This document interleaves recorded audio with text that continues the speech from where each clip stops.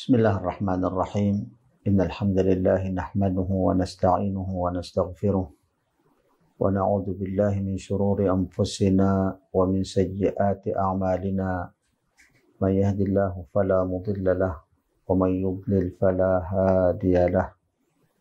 Asyhadu an la ilaha illallah wahdahu la syarika lah wa asyhadu anna Muhammadan 'abduhu wa rasuluh. أدى الأمانة وصدق بالرسالة وكشف الغمة ونصح الأمة وتركنا على المحجة البيضاء ليلها كنهارها لا يزيغ عنها إلا هالك. فصلوات ربي وسلامه على المبعوث رحمة للعالمين بشيرا ونذيرا وداعيا إلى الله بإذنه وسراجا منيرا. Amma ba'du. Assalamualaikum warahmatullahi wabarakatuh. Mga masugid naming tagapakinig at tagapanood sa ating mga series na lectures na pinamagatang Bangsamoro Religious and National Unity. Mga gilyo naming mga Bangsamoro at mga kababayan, sumainyo ang kapayapaan, awa at mga biyaya ng Allah subhanahu wa ta'ala. Sa ngayon ay nasa ikadalawampung episode na tayo mga kapatid sa ating mga series na lectures na pinamagatang Bangsamoro Religious and National Unity. At sa mga nakalipas na episode natin ay tinatalakay natin ang mga kaugalian o mga kabilang sa mga religious and human values upang sa gayon ay makamtan natin o makapagtatag tayo ng matinding samahan. Ito na yaon ang mga mekanismo upang magkakaroon sa atin ang tinatawag na team building mga kapatid. At ito rin ang tatalakay natin sa ating episode na ito. Babanggitin natin ang kabilang sa mga nababanggit na mga human values in religious values o mga kaugalian para sa gayon ay makapagtatatag tayo ng magandang samahan upang sa gayon ay makamit natin at makita natin ang tinatawag na religious and national unity. At gayon din mga kapatid, ikalulugod sa atin ng ating mahal na Panginoong Allah subhanahu wa ta'ala. Isa sa mga nararapat na maging kaugalian natin mga kapatid ay ang tinatawag na al-ukhuwatu fillah, ang pagkakapatiran alang-alang sa Allah subhanahu wa ta'ala. Isa yan sa mga katangian o mga kaugalian na kinakailangan natin mga kapatid. Kinakailangan ng lahat ng mga nananampalataya. Kinakailangan ng lahat ng mga Bangsamoro na sila ay magiging magkakapatiran sa pananampalataya at kung hindi man ay magkakapatiran bilang isang nasyon o kaya ay magkakapatiran bilang mga tao, magkakapatiran in the humanity, sa pagiging tao. Banggitin natin ang isa sa mga talata ng Allah subhanahu wa ta'ala sa suratu Al-Hujurat. Sabi ng Allah subhanahu wa ta'ala, innamal mu'minuna ikhwah. Lahat ng mga nananampalataya ay magkakapatiran.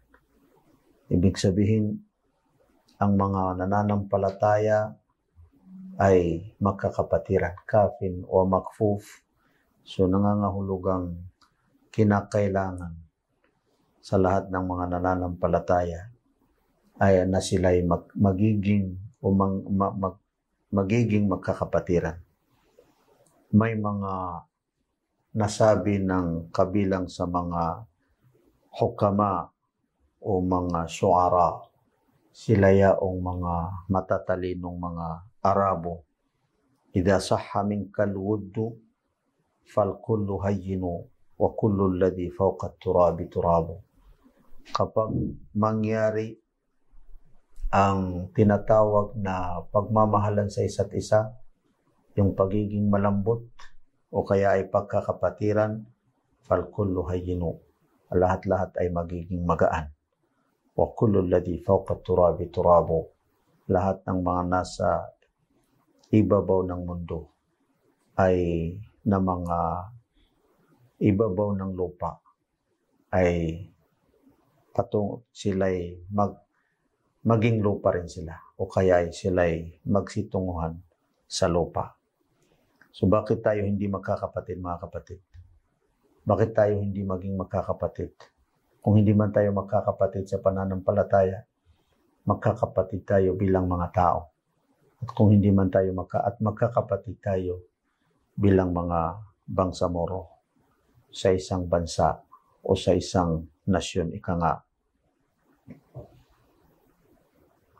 Mga kapatid, tingnan natin din ang isa sa mga talata ng Allah subhanahu wa ta'ala na ito ay nabanggit ng kabilang sa mga pantas na sabian nila, safa'u qalbil mar'i ala akhihi ibadatun ghaliyatun wa hiya min abrazi sifati ahli jannah wa ma ahwajana ilaiha wa naza'na ma fi sudurihim min ghillin ikhwanan ala sururin mutaqabilin, sa suratu Al-Hijr. Kabilang daw sa ang pagiging malinaw ang kalooban ng tao sa kanyang kapatid. Iyong masaya ang kanyang kalooban sa kanyang kapatid. Ang pagiging malambot ang kanyang kalooban sa kanyang kapatid ay pagsasamba sa Allah subhanahu wa ta'ala.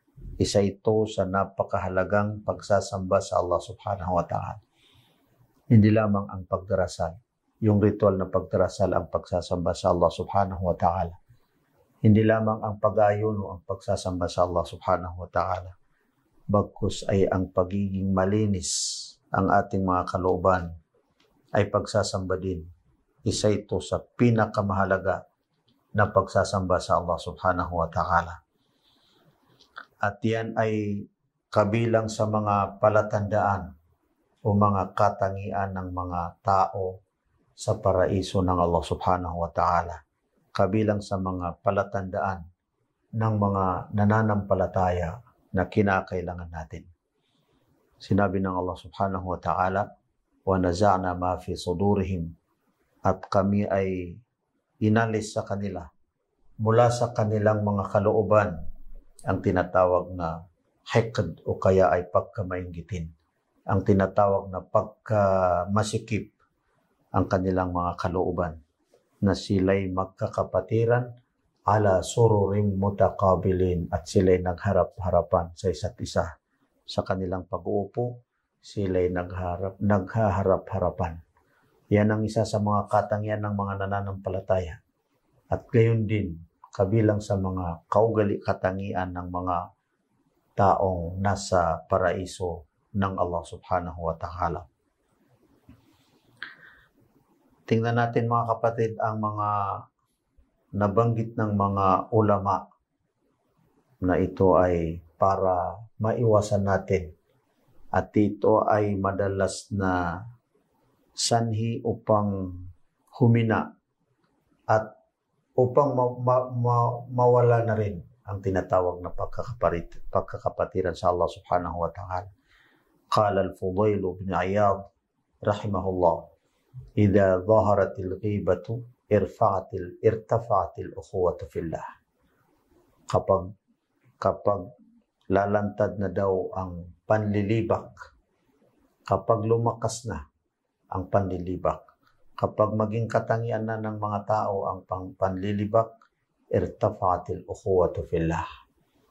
Lalayo na o mawala na ang tinatawag na pagkakapatiran sa Allah subhanahu wa ta'ala.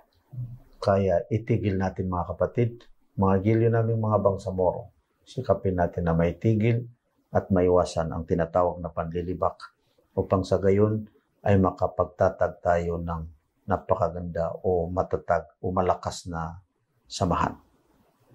Isa rin mga kapatid sa mga katangian na kinakailangan natin upang sa gayon ay malugod sa atin ng Allah subhanahu wa ta'ala at upang sa gayon ay magsaksis tayo at makamit natin ang makapagtatag tayo ng samahan ay ang tinatawag na ar-rabitah, yung pagka-linkage, yung pagkasama-sama.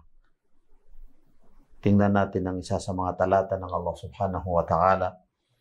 Ya ayyuhalladhina amanu isbiru wa sabiru wa rabitu wattaqullaha la'allakum tuflihun. Sa suratu Ali Imran. Sabi ng Allah subhanahu wa ta'ala, o kayo na mga nananampalataya, isbiru.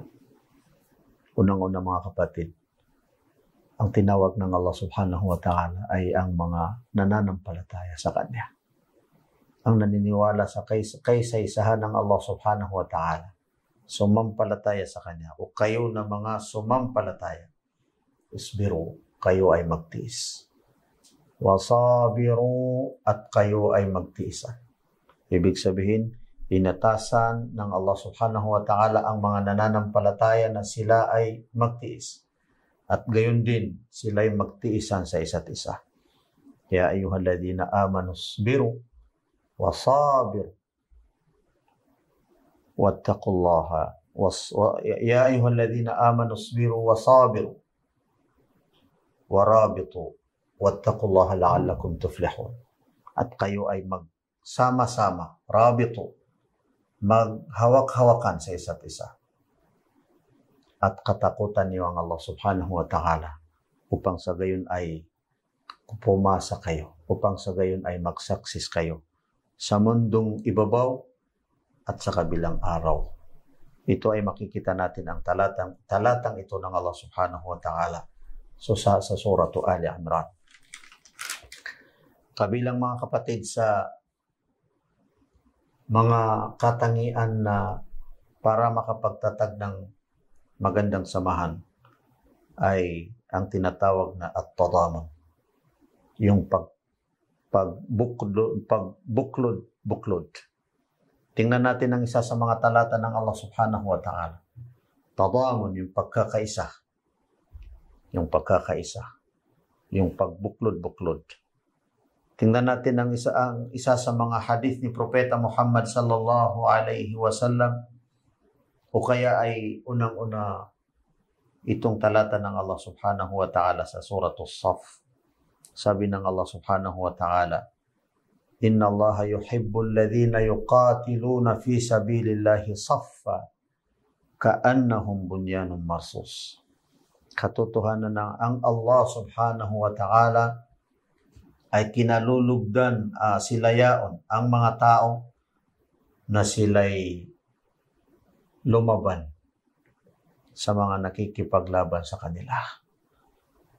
Alang-alang sa Allah subhanahu wa ta'ala, saffa ng isang hanay lamang.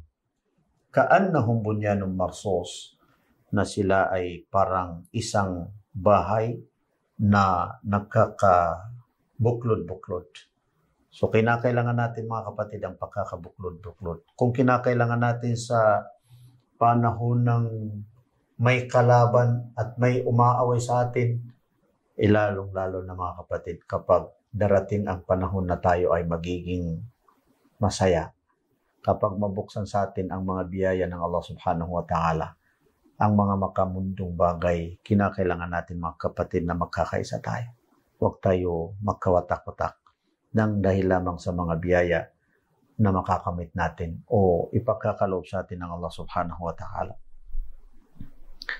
Si Propeta Muhammad sallallahu alaihi wasallam, ayon sa isa sa kanyang mga kasamahan na si Abu Musa al-Ash'ari radiyallahu anhu, na sinabi ni Propeta Muhammad sallallahu alaihi wasallam, al-mu'minu lil-mu'mini kal-bunyani yashuddu ba'duhu ba'da. Ang nananampalataya sa isang nananampalataya ay katulad ng isang bahay. Yashuddu ba'duhu ba'da. Akala mo mahina, subalit nang dahil sa pagkabuklod-buklod, nang dahil sa pagsasama, nang dahil sa kapag may maayos na ang isang bahay, kahit na sa umpisa ay hindi nagkakaisa o hindi malakas, makikita mo na napakalakas. Ito ay isinalaysay ni Al-Bukhari. Kabilang din mga kapatid sa mga katangian na kinakailangan natin. Isa sa mga values sa ating pananampalatayang Islam na kinakailangan natin, al-i'tisam. Yung al-i'tisam, yung pagkakaisa. Yung tinatawag na i'tisam. Sapagkat batid natin ang isa sa mga talata din ng Allah subhanahu wa ta'ala sa suratu Ali Imran. وَاعْتَصِمُوا بِحَبْلِ اللَّهِ جَمِيعًا وَلَا تَفَرَّقُوا وَاذْكُرُوا نِعْمَةَ اللَّهِ عَلَيْكُمْ إِذْ كُنْتُمْ أَعْدَاءً فَأَلَّفَ بَيْنَ قُلُوبِكُمْ فَأَصْبَحْتُمْ بِنِعْمَتِهِ إِخْوَانًا. Panghawakan nyo, yung paghahawakan sa isa't isa, yun ang ibig sabihin ng i'tisam. وَاعْتَصِمُوا بِحَبْلِ اللَّهِ جَمِيعًا. Hawakan nyo ang tali ng Allah subhanahu wa ta'ala ng lahat kayo. وَلَا تَفَرَّقُوا. Huwag kayong magkahiwa-hiwalay. Isa din mga kapatid ang tinatawag na at-tada'al, ang tinatawag na at-ta'awun. وَتَعَاوَنُوا عَلَى الْبِرِّ وَالتَّقْوَى وَلَا تَعَاوَنُوا عَلَى الْإِثْمِ وَالْعُدْوَانِ sa suratu Al-Ma'idah. Kayo ay magtulong-tulungan. So isa sa mga katangian natin upang sa gayon ay makapagtatag ng magandang samahan ay ang pagtulong-tulungan natin ng mga bangsamoro. Ang lahat ng mga bangsamoro o lahat ng mga nananampalataya ay magtulong-tulungan. Wa ta'awanu 'alal birri wat taqwa wa la ta'awanu 'alal itsmi wal 'udwan. At ito ay ipagpatuloy natin insyaallah subhanahu wa ta'ala.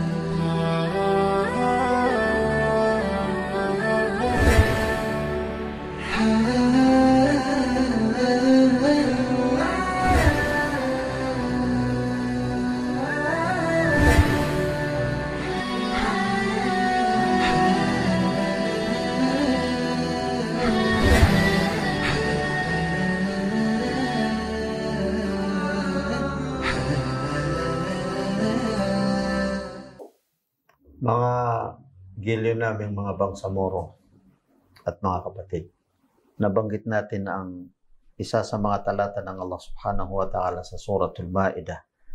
Wa ta'awanu 'alal birri wat taqwa wa la ta'awanu 'alal itsmi wal 'udwan. At kayo ay magtulong-tulungan sa mga mabubuting bagay at saka sa pagkatakot sa Allah subhanahu wa ta'ala.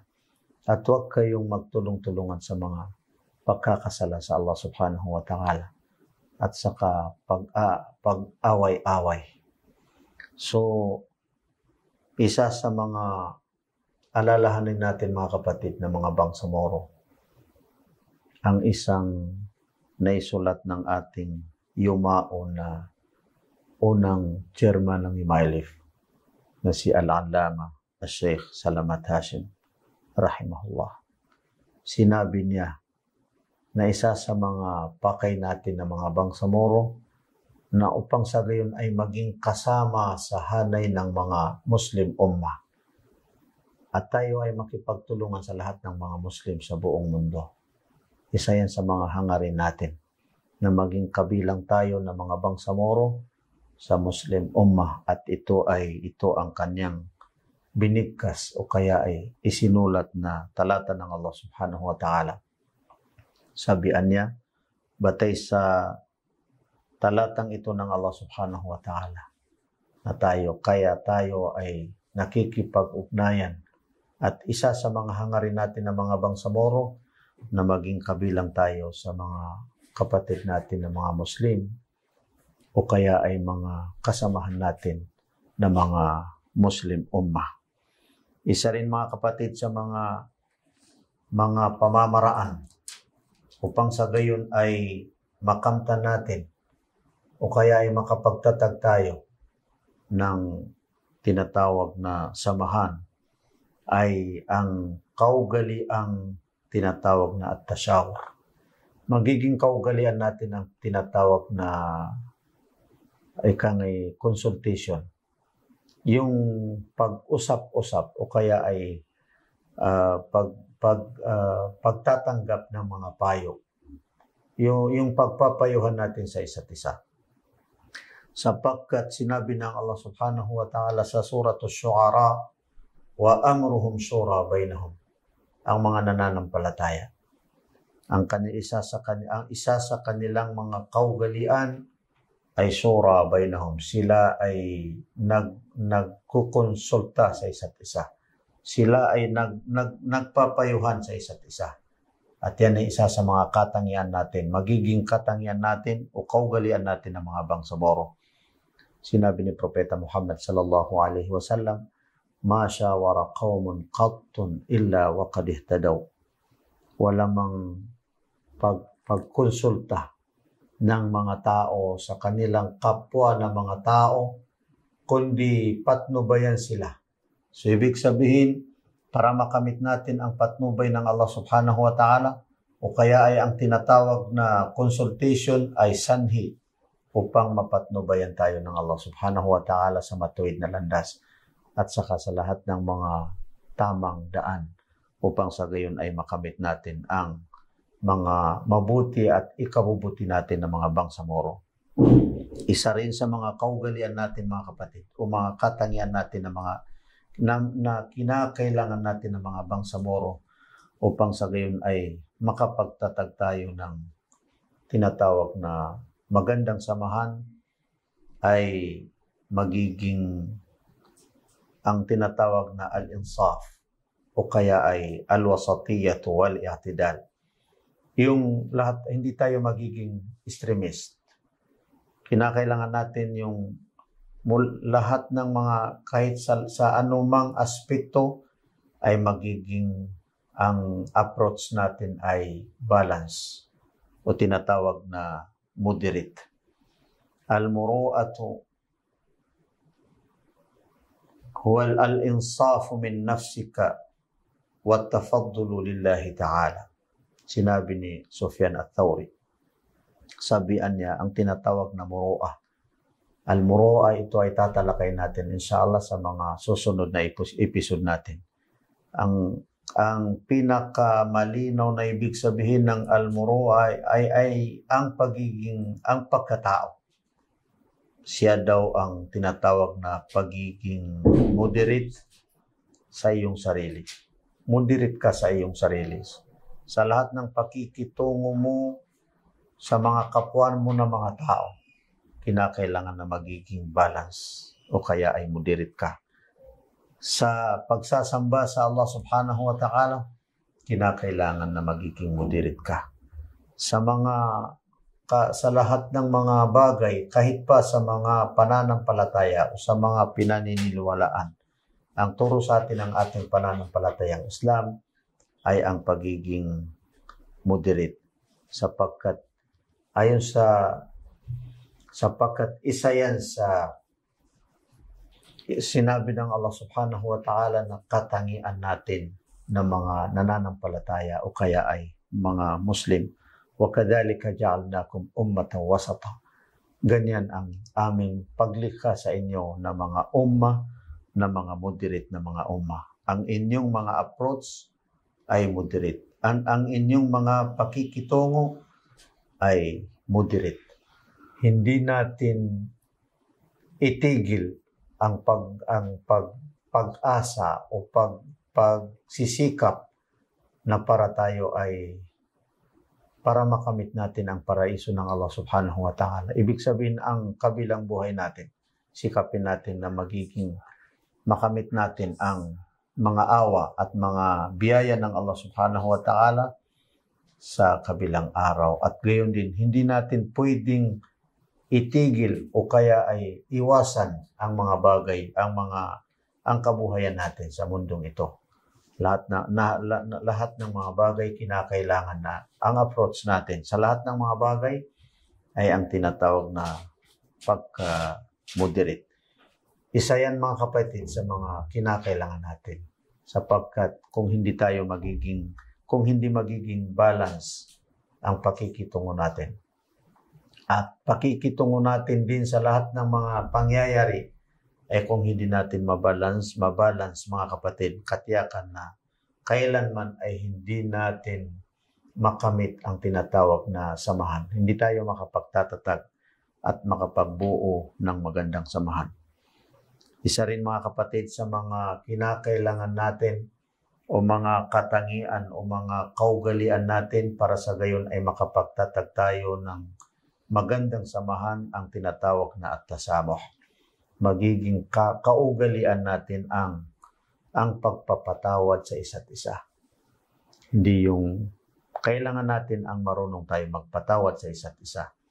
Banggitin natin ang isa sa mga nabanggit ng isa sa mga pantas o kaya ay isa sa mga doktor sa ating pananampalatayang Islam. Ma min qalbin yusamihu illa 'asha murtaha wa ma min nafsin tarda bil qadari illa batat sa'ida wa ma min ruhin turaddidu alhamdulillah illa kanat mubtasimatan wa ma min lisanin bata yastaghfirullah fi kulli hinin illa futihat lahu ad-dunya bima fiha.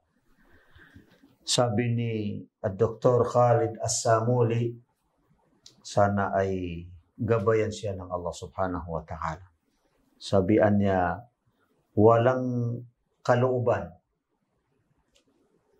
na magpatawad maliban kundi siya ay mamuhay na mapayapa o kaya ay masaya.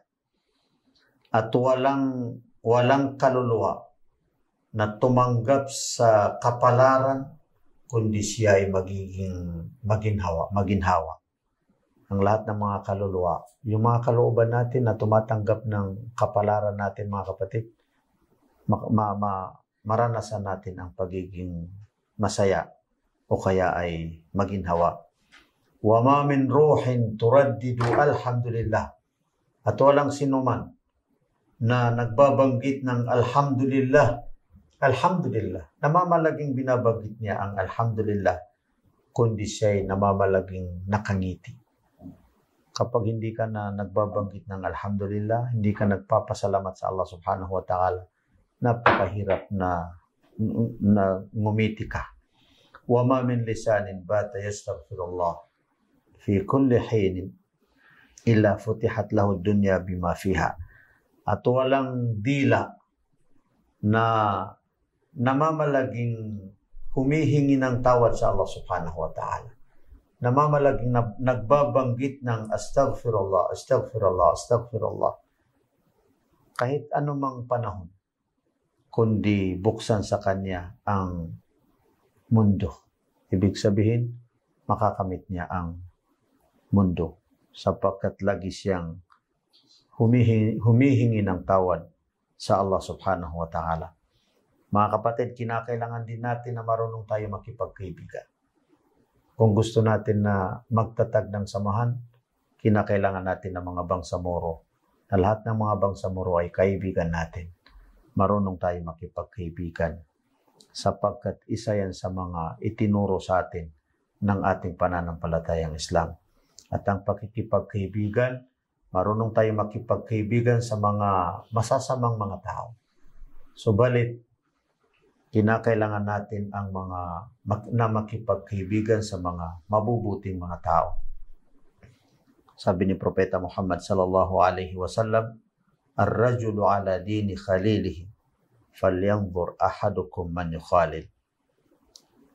Ang ayon sa kay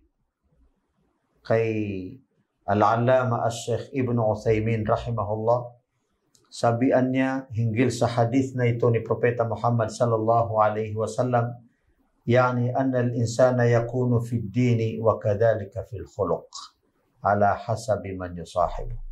Ang tao daw ay makikita mo sa kanya ang kanyang pananampalataya. Makikita mo rin sa kanya ang kanyang kaugalian, ang kanyang mga katangian. Dumidipindi sa kanyang kasama. Falyanzur ahadukum man yusahib. Kaya para sa ganun, tingnan mo kung sino ang magiging kasama mo. Pumili ka sa mga mabubuting mga kasama. Pero sa pangkalahatan, kinakailangan na tayo ay magkakaibigan, mga kapatid, at marunong tayo makipagkaibigan. Ang matalik na kaibigan natin, pero marunong din tayo makisama sa kahit sino mang mga tao, at kahit anumang mga klaseng mga tao ay kinakailangan na batid natin kung paano tayo makipagkaibigan sa kanila. Isa yan sa mga katangian na kinakailangan natin upang sa gayon ay malugod sa atin ng Allah subhanahu wa ta'ala, at higit sa lahat makapagtatag tayo ng samahan at makamtan natin ang tinatawag na pagkakaisa hinggil sa pananampalataya at pagkakaisa sa bayan. Maraming mga sinabi ng mga pantas hinggil dito sa pakikipagkaibigan. Mga kapatid, as-sadiqul munafiqu as-sadiqul munafiqu aswa'u min 'ishratil a'da. Ang kaibigan na munafiq, yung hindi mapagkatiwala na kaibigan, ay higit na masama kaysa makisama sa mga kaaway. So mas mainam pa ang makisama ka sa mga kaaway kaysa makipagkaibigan ka sa hindi mapagkatiwalaan. So ibig sabihin, mga kapatid, ang tinutukoy natin na pagkakaibigan, lahat tayo ay marunong makipagkaibigan. Ang ibig sabihin na marunong makipagkaibigan ay hindi tayo kailangan maasahan tayo sa pakikipagkaibigan. As-suhbatu min a'zamin ni'am. Qila salamun 'ala ad-dunya idza lam yakun biha sadiqan saduqan sadiqal wa'di munsifa.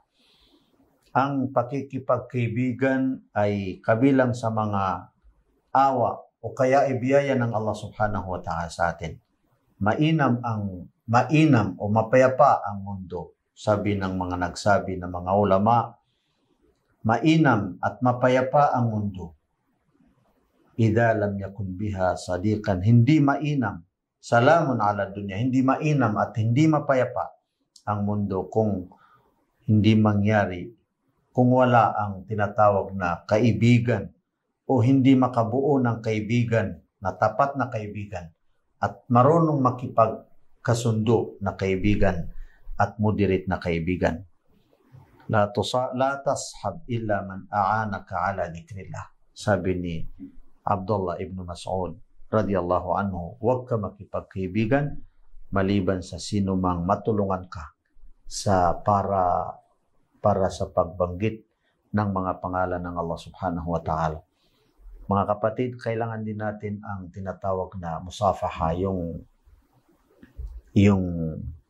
shaking hands, yung paghawakan ng mga kamay, sapagkat ito ay inaakala natin na walang saysay, mga kapatid. Bagkus ay napakaganda at napakagandang paraan upang sa gayon ay makapagtatag ng samahan.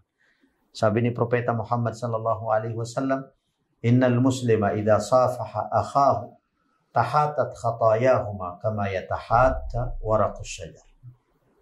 Sahih at-Targhib, ibig sabihin sahahahu al-Albani. Katotohanan na ang mga Muslim, ang isang Muslim, kapag siya'y makipaghawak kamay o tinatawag na shaking hands, safaha akha sa kanyang kapatid, tahatat khatayahuma, ang kanilang mga kasalanan ay malalaglag katulad ng pagkakalaglag ng mga dahon ng isang punong kahoy. So, isa yan sa mga kinakailangan natin mga kapatid, na marunong tayo makipagkamay sa mga kasamahan natin ng mga bangsamoro. Mga kapatid, huwag nating kaligtaan na kinakailangan natin din ang marunong tayo tumupad sa kasunduan. Kinakailangan natin na bawat isa sa atin marunong tayo tumupad sa kasunduan at magiging tapat kung ano ang ibinigay natin na oras o panahon. Magiging tapat tayo mga kapatid. Bakit tayo inatasan ng mga pagdarasal na may mga itinakdang panahon? Bakit kinakailangan na hindi natin malampasan ang mga panahon para maturuan tayo na marunong tayo para mabigyan natin ng halaga ang ating mga panahon at marunong tayo tumupad sa ating mga sa ating mga kasunduan o sa ating mga pangako. Sabi ng Allah subhanahu wa ta'ala, innal ahda kana mas'ula sa suratul Isra, katotohanan na ang pangako ay ipagtatanong ng Allah subhanahu wa ta'ala. Para makamit natin mga kapatid ang pagkakaisa ng mga bangsamoro hinggil sa pananampalataya at pagkakaisa hinggil sa bayan, para makapagtatag tayo ng samahan, kinakailangan natin itong mga nabanggit natin na mga kaugalian at para din ikalugod sa atin ng Allah subhanahu wa ta'ala. Hanggang dito lamang mga kapatid, sana ay makamtan natin ang pagkakaisa ng mga bangsamoro. Wassalamu alaikum warahmatullahi wabarakatuh.